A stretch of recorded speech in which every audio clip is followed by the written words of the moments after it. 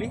আজকে আমরা আমাদের এই মুজিবনগর কেদারগঞ্জের মাঠে এসে দেখলাম যে বন্যার পানি আসেনি, তবে এই বছরে যেহেতু বর্ষাটা বেশি, সেই বর্ষায় অনেকটাই পানি বেড়েছে, অনেকটাই পানি জমে আছে।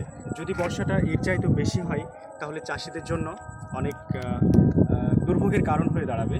বা ধান লাগিয়েছে, এখনও লাগানো চলছে, সেই ধান লাগানোতে বিঘ্ন ঘটবে। বা যদি বর্ষার পানিটা আরও বেশি বেড়ে যায় তাহলে ধানটা হবে না, যেটা কৃষকদের জন্য বা আমাদের জন্য দুর্ভোগের কারণ। দেখতেই পাচ্ছেন অনেকটাই পানি উঠেছে। যেহেতু এই বছর এই বর্ষাটা আগের তুলনায় বেশি, ঠিক জন্যই ধান চাষিদের জন্য একটা টেনশন হতেই পারে। এই যে ধান অলরেডি এখানে লাগানো হয়েছে, দেখতেই পাচ্ছেন।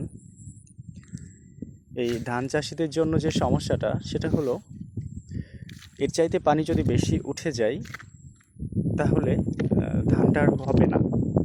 আবার এখনও সব যে লাগিয়েছে তা নয়, পাট কাটার কাজ চলছে, পাট কেটেই ধান লাগাবে।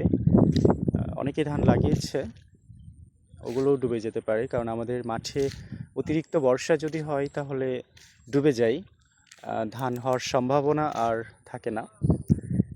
এই হলো আমাদের এই অসম্ভব সুন্দর মাঠের অবস্থা। দোয়া রাখি যাতে কৃষকদের ফসলের কোনো ক্ষতি না হয়। আর বর্ষা তো হবে, এটা স্বাভাবিক। ধন্যবাদ সকলকে।